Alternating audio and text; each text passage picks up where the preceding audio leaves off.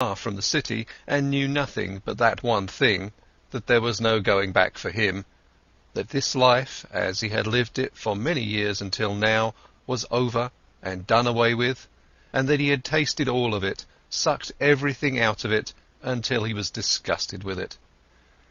Dead was the singing bird he had dreamt of. Dead was the bird in his heart. Deeply he had been entangled in samsara. He had sucked up disgust and death from all sides into his body, like a sponge that sucks up water until it is full. And full he was, full of the feeling of being sick of it, full of misery, full of death. There was nothing left in this world which could have attracted him, given him joy, given him comfort. Passionately he wished to know nothing about himself any more, to have rest, to be dead. If there was only a lightning bolt to strike him dead, if there was only a tiger to devour him, if there was only a wine, a poison which could numb his senses, bring him forgetfulness and sleep, and no awakening from that. Was there still any kind of filth he had not soiled himself with, a sin or foolish act he had not committed, a dreariness of the soul he had not brought upon himself? Was it still at all possible to be alive? Was it possible to breathe in again and again, to breathe out, to feel hunger, to eat again, to sleep with a woman again? Was this cycle not exhausted and brought to a conclusion for him? Siddhartha reached the large river in the forest, the same river over which a long time ago, when he had still been a young man and came from the town of Gautama, the ferryman had conducted him. By this river he stopped. Hesitatingly he stood at the bank. Tiredness and hunger had weakened him, and whatever he should walk on, wherever to whichever goal.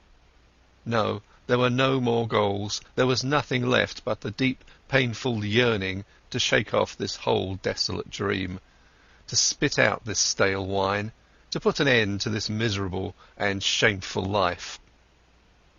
A hang bent over the bank of the river, a coconut tree.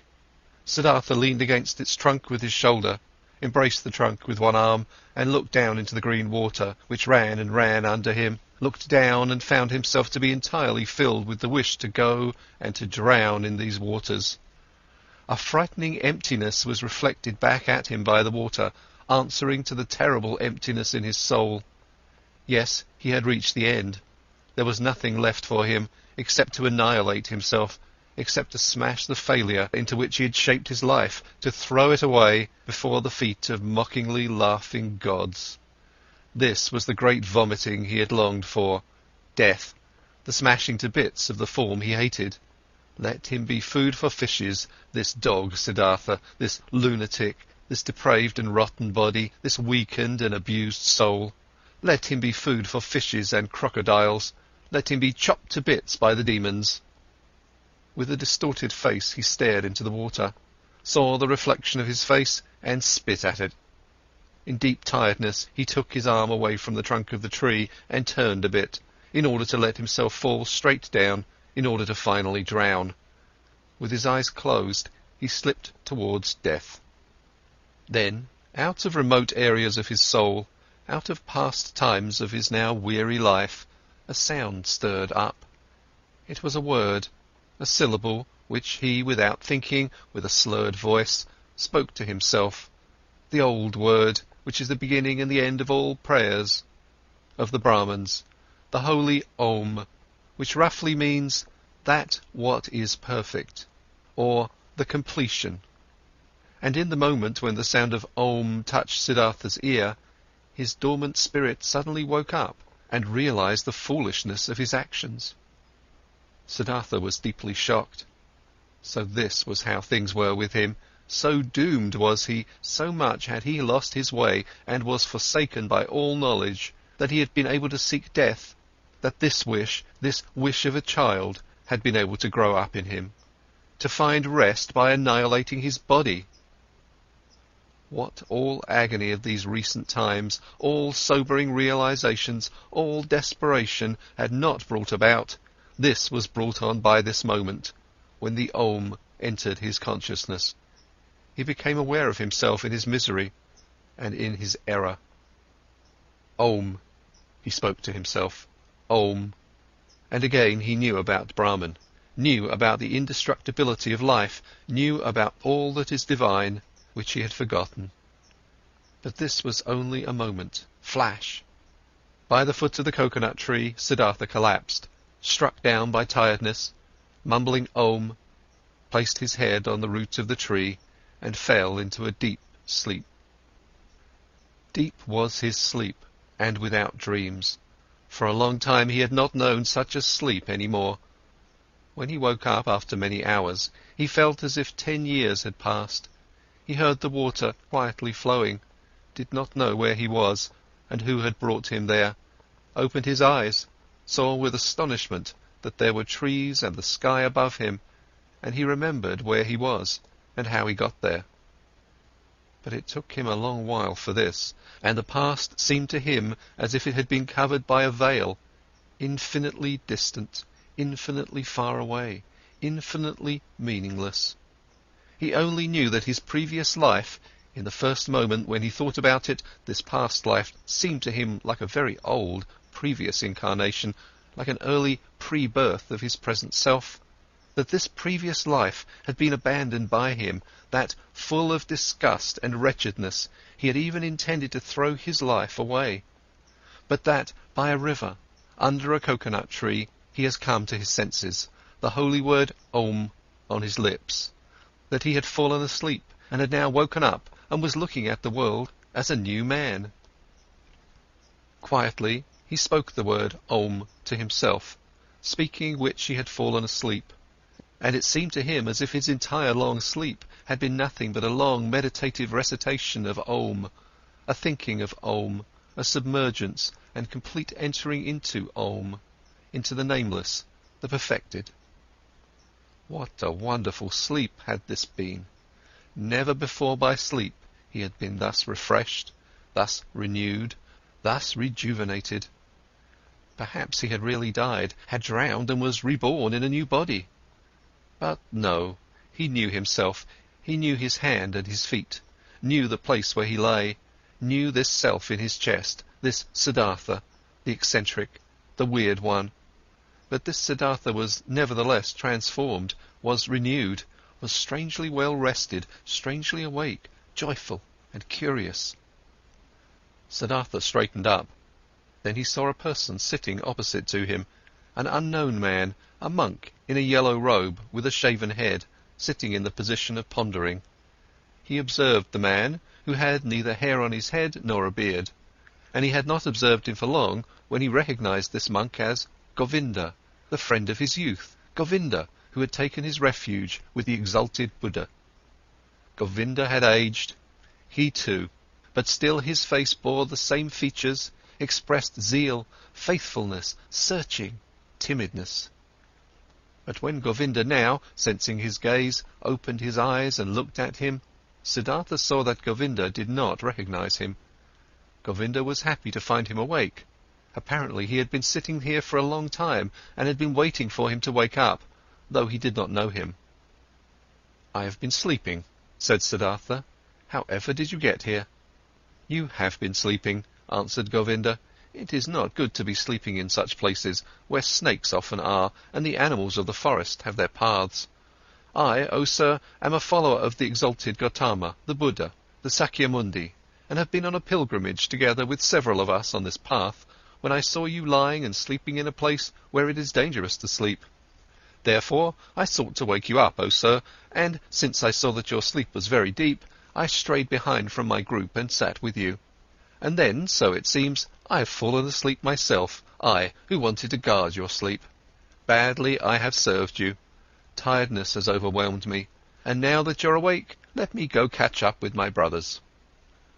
"I thank you, Samana, for watching out over my sleep," spoke Siddhartha. "You're friendly, you followers of the Exalted One. Now you may go, then." "I'm going, sir. May you, sir, always be in good health." "I thank you, Samana." Govinda made the gesture of a salutation and said, "Farewell." "Farewell, Govinda," said Siddhartha. The monk stopped. "Permit me to ask, sir, from where do you know my name?" Now Siddhartha smiled. I know you, O Govinda, from your father's hut, and from the school of the Brahmins, and from the offerings, and from our walk to the Samanas, and from that hour when you took your refuge with the Exalted One in the grove Jetavana." "You're Siddhartha!" Govinda exclaimed loudly. "Now I'm recognizing you, and don't comprehend any more how I couldn't recognize you right away. Be welcome, Siddhartha. My joy is great to see you again." "It also gives me joy to see you again. You've been the guard of my sleep. Again I thank you for this, though I wouldn't have required any guard. Where are you going to, O friend?" "I am going nowhere. We monks are always travelling. Whenever it is not the rainy season, we always move from one place to another, live according to the rules of the teachings passed on to us, accept alms, move on. It is always like this. But you, Siddhartha, where are you going to?" Quoth Siddhartha, "It is as it is with you. I am going nowhere. I'm just travelling. I'm on a pilgrimage." Govinda spoke. "You're saying you're on a pilgrimage, and I believe in you. But forgive me, O Siddhartha, you do not look like a pilgrim. You're wearing a rich man's garments, you're wearing the shoes of a distinguished gentleman, and your hair and the fragrance of perfume is not a pilgrim's hair, nor the hair of a samana." "Right so, my dear, you have observed well. Your keen eyes see everything. But I haven't said to you that I was a samana. I said I'm on a pilgrimage, and so it is. I'm on a pilgrimage." "You're on a pilgrimage," said Govinda, "but few would go on a pilgrimage in such clothes, few in such shoes, few with such hair. Never I have met such a pilgrim, being a pilgrim myself for many years." "I believe you, my dear Govinda. But now, today, you've met a pilgrim just like this, wearing such shoes, such a garment. Remember, my dear, not eternal is the world of appearances, not eternal. Anything but eternal are our garments and the style of our hair and our bodies themselves. I'm wearing a rich man's clothes. You've seen this quite right. I'm wearing them because I have been a rich man, and I'm wearing my hair like the worldly and lustful people because I have been one of them." "And now, Siddhartha, what are you now?" "I don't know it. I don't know it just like you. I'm travelling. I was a rich man, and am no rich man any more, and what I'll be tomorrow, I don't know." "You've lost your riches?" "I've lost them, or they me. They somehow happened to slip away from me. The wheel of physical manifestations is turning quickly, Govinda. Where is Siddhartha the Brahmin? Where is Siddhartha the Samana? Where is Siddhartha the rich man? Non-eternal things change quickly, Govinda, you know it." Govinda looked at the friend of his youth for a long time, with doubt in his eyes. After that he gave him the salutation which one would use on a gentleman, and went on his way. With a smiling face, Siddhartha watched him leave. He loved him still, this faithful man, this fearful man. And how could he not have loved everybody and everything in this moment, in the glorious hour after his wonderful sleep, filled with Om? The enchantment which had happened inside of him in his sleep and by means of the Om was this very thing, that he loved everything, that he was full of joyful love for everything he saw. And it was this very thing, so it seemed to him now, which had been his sickness before, that he was not able to love anybody or anything. With a smiling face Siddhartha watched the leaving monk. The sleep had strengthened him much, but hunger gave him much pain, for now he had not eaten for 2 days, and the times were long past when he had been tough against hunger. With sadness, and yet also with a smile, he thought of that time. In those days, so he remembered, he had boasted of 3 things to Kamala, had been able to do 3 noble and undefeatable feats. Fasting, waiting, thinking. These had been his possession, his power and strength, his solid staff. In the busy, laborious years of his youth, he had learned these 3 feats, nothing else. And now they had abandoned him. None of them was his any more, neither fasting, nor waiting, nor thinking. For the most wretched things he had given them up, for what fades most quickly, for sensual lust, for the good life, for riches. His life had indeed been strange, and now, so it seemed, now he had really become a childlike person. Siddhartha thought about his situation. Thinking was hard on him. He did not really feel like it, but he forced himself. Now, he thought, since all these most easily perishing things have slipped from me again, now I'm standing here under the sun again, just as I have been standing here a little child. Nothing is mine. I have no abilities. There is nothing I could bring about. I have learned nothing. How wondrous is this! Now that I am no longer young, that my hair is already half grey, that my strength is fading, now I'm starting again at the beginning, and as a child. Again he had to smile. Yes, his fate had been strange.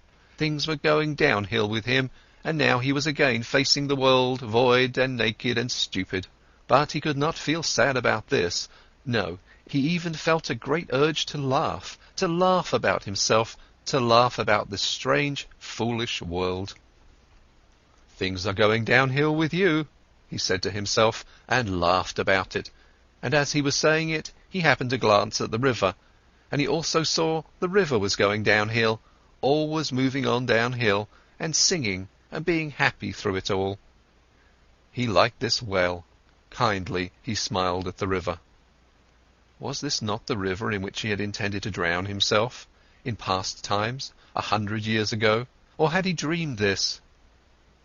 Wondrous indeed was my life, so he thought, wondrous detours has it taken. As a boy I had only to do with gods and offerings. As a youth I had only to do with asceticism, with thinking and meditation, was searching for Brahman, worshipped the eternal in the Atman. But as a young man I followed the penitents, lived in the forest, suffered of heat and frost, learned to hunger, taught my body to become dead. Wonderfully, soon afterwards, insight came towards me in the form of the great Buddha's teachings. I felt the knowledge of the oneness of the world circling in me like my own blood. But I also had to leave Buddha and the great knowledge. I went and learned the art of love with Kamala, learned trading with Kamaswami, piled up money, wasted money, learned to love my stomach, learned to please my senses. I had to spend many years losing my spirit, to unlearn thinking again, to forget the oneness. Isn't it just as if I had turned, slowly, and on a long detour, from a man into a child, from a thinker into a childlike person? And yet this path has been very good, and yet the bird in my chest has not died. But what a path has this been! I had to pass through so much stupidity, through so much vices, through so many errors, through so much disgust and disappointments and woe, just to become a child again, and to be able to start over. But it was right so. My heart says yes to it. My eyes smile to it. I've had to experience despair. I've had to sink down to the most foolish one of all thoughts, to the thought of suicide, in order to be able to experience divine grace, to hear Om again, to be able to sleep properly, and to awake properly again. I had to become a fool, to find Atman in me again. I had to sin, to be able to live again. Where else might my path lead me to? It is foolish, this path. It moves in loops. Perhaps it is going around in a circle. Let it go as it likes. I want to take it. Wonderfully, he felt joy, rolling like waves in his chest. Wherever from, he asked his heart, where did you get this happiness? Might it come from that long good sleep, which has done me so good, or from the word Om, which I said, or from the fact that I have escaped, that I have completely fled, that I am finally free again, and am standing like a child under the sky? Oh, how good it is to have fled, to have become free! How clean and beautiful is the air here, how good to breathe! There, where I ran away from, there everything smelled of ointment, of spices, of wine, of excess, of sloth. How did I hate this world of the rich, of those who revel in fine food, of the gamblers? How did I hate myself for staying in this terrible world for so long? How did I hate myself, have deprived, poisoned, tortured myself, have made myself old and evil. No, never again I will, as I used to like doing so much, delude myself into thinking that Siddhartha was wise. But this one thing I have done well. This I like, this I must praise. But there is now an end to that hatred against myself, to that foolish and dreary life. I praise you, Siddhartha, after so many years of foolishness. You have once again had an idea, have done something, have heard the bird in your chest singing, and have followed it. Thus he praised himself, found joy in himself, listened curiously to his stomach, which was rumbling with hunger. He had now, so he felt, in those recent times and days, completely tasted and spit out, devoured up to the point of desperation and death, a piece of suffering, a piece of misery. Like this, it was good. For much longer he could have stayed with Kamaswami, made money, wasted money, filled his stomach, and let his soul die of thirst. For much longer he could have lived in this soft, well-upholstered hell, if this had not happened. The moment of complete hopelessness and despair, that most extreme moment when he hung over the rushing waters and was ready to destroy himself. That he had felt this despair, this deep disgust, that he had not succumbed to it, that the bird, the joyful source and voice in him, was still alive after all. This was why he felt joy. This was why he laughed. This was why his face was smiling brightly under his hair, which had turned grey. It is good, he thought, to get a taste of everything for oneself which one needs to know. That lust for the world and riches do not belong to the good things I have already learned as a child. I have known it for a long time, but I have experienced only now. And now I know it. Don't just know it in my memory, but in my eyes, in my heart, in my stomach. Good for me to know this. For a long time he pondered his transformation, listened to the bird as it sang for joy. Had not this bird died in him? Had he not felt his death? No, something else from within him had died, something which already for a long time had yearned to die. Was it not this, what he intended to kill in his ardent years as a penitent? Was it not his self, his small, frightened and proud self he had wrestled with for so many years, which had defeated him again and again, which was back again after every killing, prohibited joy, felt fear? Was it not this which today had finally come to its death, here in the forest, by this lovely river? Was it not due to this death that he was now like a child, so full of trust, so without fear, so full of joy? Now Siddhartha also got some idea of why he had fought this self in vain as a Brahmin, as a penitent. Too much knowledge had held him back, too many holy verses, too many sacrificial rules, too much self-castigation, so much doing and striving for that goal. Full of arrogance he had been, always the smartest, always working the most, always one step ahead of all others, always the knowing and spiritual one, always the priest or wise one. Into being a priest, into this arrogance, into this spirituality, his self had retreated. There it sat firmly and grew, while he thought he would kill it by fasting and penance. Now he saw it, and saw the secret voice had been right, that no teacher would ever have been able to bring about his salvation. Therefore he had to go out into the world, lose himself to lust and power, to women and money, had to become a merchant, a dice gambler, a drinker, and a greedy person, until the priest and samana in him was dead. Therefore he had to continue bearing these ugly years, bearing the disgust, the teachings, the pointlessness of a dreary and wasted life, up to the end, up to bitter despair, until Siddhartha the lustful, Siddhartha the greedy, could also die. He had died. A new Siddhartha had woken up from the sleep. He would also grow old. He would also eventually have to die. Mortal was Siddhartha. Mortal was every physical form. But today he was young, was a child, the new Siddhartha, and was full of joy. He thought these thoughts, listened with a smile to his stomach, listened gratefully to a buzzing bee. Cheerfully he looked into the rushing river.